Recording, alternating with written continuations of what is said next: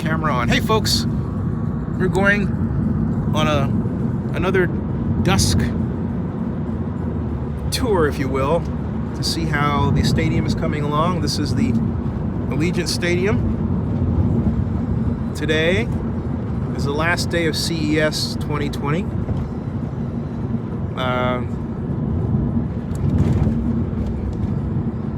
And as you can see right there, it is you can still see the roof still in the same situation it has been in.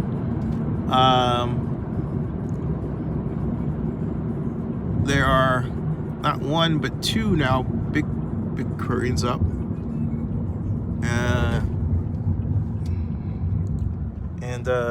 Yeah, if you could stop here, I'll just get out for a second. That'd be cool. Okay, cool. And there are still people working on it. A second.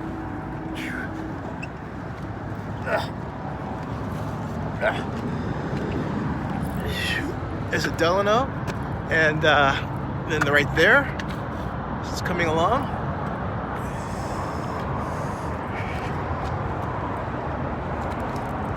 Little things are coming. You can see they're working on this pavement over there. That's the interior there.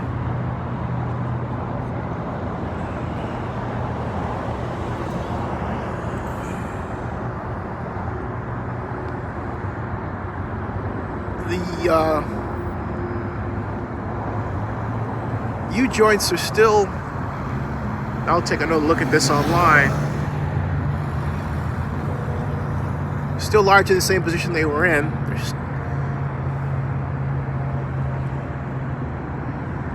There are people working tonight. And if you see that, looks like they're working on the motor systems for the doors and basically strengthening the frame, because they have to keep strengthening the frame around here before they can actually continue to raise the roof. That's the job. That said, quite beautiful. Still a long way to go. Very long way to go. And I remind everybody that the Raiders have not told the Coliseum Joint Powers Authority that they're leaving. So those of you who bristle at the idea that they may be referred to still as the Oakland Raiders, I'm sorry, because they have not said, excuse me, I'm just writing myself here, they have not said to the Coliseum Joint Powers Authority or to the City of Oakland or the County of Alameda that they're out of there. Quite beautiful, isn't it? It's coming along. Probably get a little of the last daylight from the other side of it over by Russell Road. Okay, let's go over there. Cool. This man is kind enough to take me around. It's been a great trip.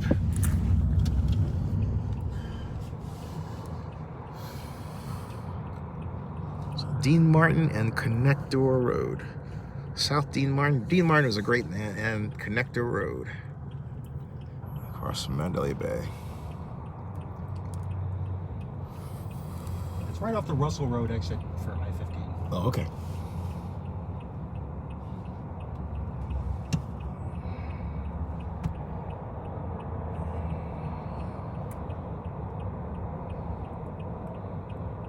This may take a minute. We're in right peak rush hour traffic right now. Oh, so okay. pretty much everywhere we go is going to be slow.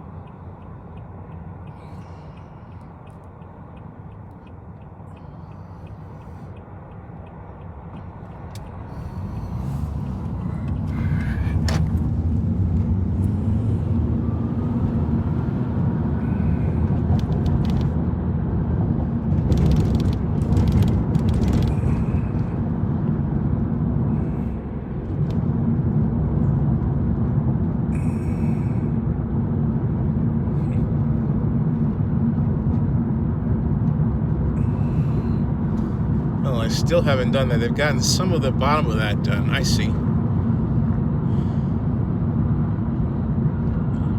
So working on that now. I get it. They're working on the back end now. Okay. That's a good sign of progress. They still have steel to install there. That's why they bought the other rebar.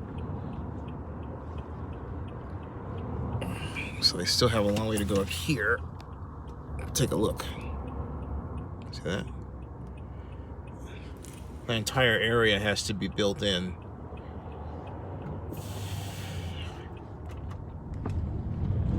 Let me cut through this parking lot over here, get on Polaris Road, and we can go around the other side. Okay.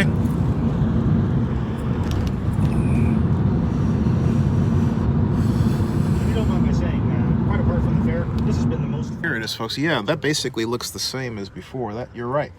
Because where I thought they had filled it in over here, but not here, right over the tray.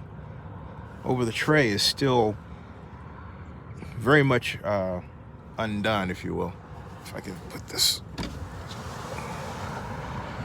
See that? Yeah.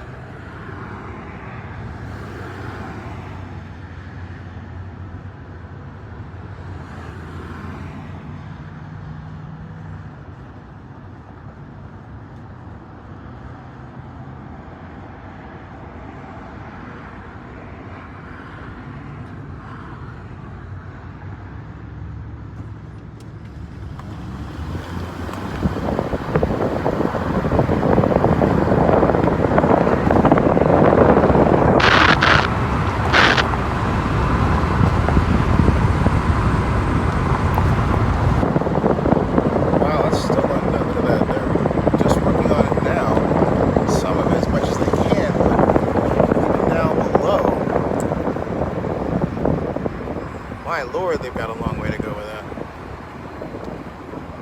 Even on the interior too. See this, folks? Yeah, this is really not. It's gonna be ready for quite a while, folks. It's exposed. Look at over here. This whole wall has to be installed, and then of course these are the compression rings here where the problem is up top. And if you look closely, you can see where the cable net roof is not raised all the way up, okay? So,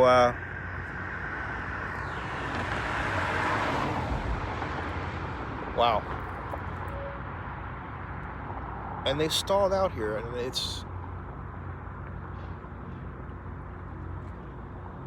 and what they're supposed to have are these cross hatches. So like this X's here and here are supposed to be here as well, and here, and they're not over here before they can begin to install the glass. It's not ready yet. They still have a lot more reinforcement. Yeah, they need more steel over here is what they need. Holy fick holy. I don't want to go out on a limb and say they have a materials problem, but if I didn't know better, I'd swear looks like they have a bit of a materials problem. I'm not certain about that, folks. I need to confirm it, but there is a reason why all of this is undone. Okay, we can keep going. Thanks. Wow.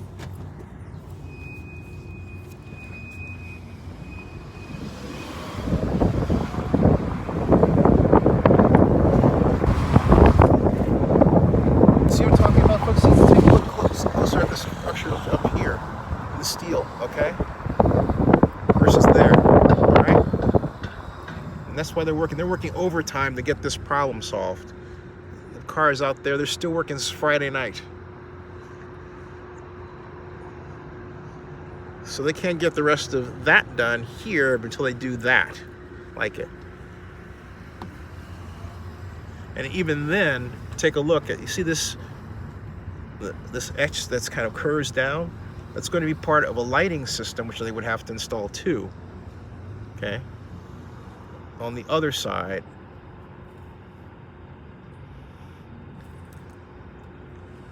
less so here, but I thought it was supposed to be here as well. I have to take a look at the plans.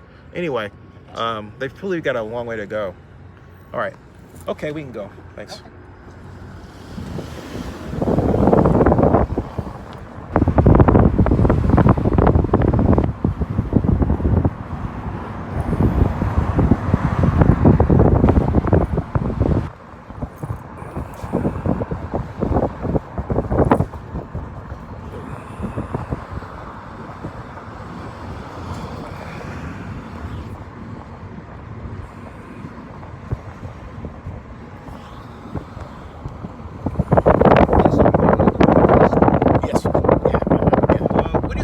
Raiders coming here? That's what I'm saying. Well, as I was saying, I'm not really a football fan, so I'm just looking at it from a perspective of local business. And it does seem like it's going to be a good thing to have more events, especially at that time of year. During the late fall and early winter is otherwise the slowest time of year here. So home games, to have another, 50 or so thousand people coming every other week would be nice. Similar to how the T-Mobile Arena has also brought people, because we have hockey games here frequently and concerts and things like that. But one of the problems with the T-Mobile Arena is its location being right over here next to New York, right over there, right next to the Strip. Yeah, they have to have like dozens of overtime metro officers to direct traffic and close lanes just to get people in and out of there whenever there's an event there. That's what I wonder about with the Raiders Stadium. They must be planning to do a lot more work on road infrastructure around there, because as it is, it's not really accessible for the Strip. Yeah, the streets are narrow. It's a small property. There's a it's right there on Dean Martin Drive, which is an access road along I-15, but it doesn't, currently at least, Dean Martin Road doesn't have any direct access to Hacienda or Russell Road. Russell Road is the closest exit off the freeway, and that's where the stadium is. It's right there on Russell. But where are people going to park? How are people going to be getting from the Strip hotels to the stadium? Yeah, the one problem Taxis, I guess. Yeah, the main problem I see with that stadium is that it's not on its own island, whereas the Coliseum has its own island of parking. It has its own, its own private Idaho of parking, right? This thing, it's quite literally slapped on a piece of land with very little room around it, and you have the tray for the field, which takes up another, I would estimate something like 10 acres alone. So, wow, Yeah. I mean, all in all, I'm in favor of the idea of Las Vegas having an NFL team. Again, because the extra business it brings in. Yeah. For generations, the pro football leagues would not have anything to do with Las Vegas until the NHL kind of broke our cherry on professional sports with the Golden Knights. I remember I ran into... And they've been so successful over here at the Golden Knights. They've got a lot of local support. Locals are really into the Raiders. I'm seeing Las Vegas Raiders gear everywhere. People are wearing sweaters and jackets and hats and bumper stickers. The state of Nevada is even issuing a Raiders license plate already. So, I remember... we're looking forward to it. The late David Stern told me, I ran into him at the Venetian 2 years ago during CES, and he said, look, gambling in sports is inevitable. Get over it.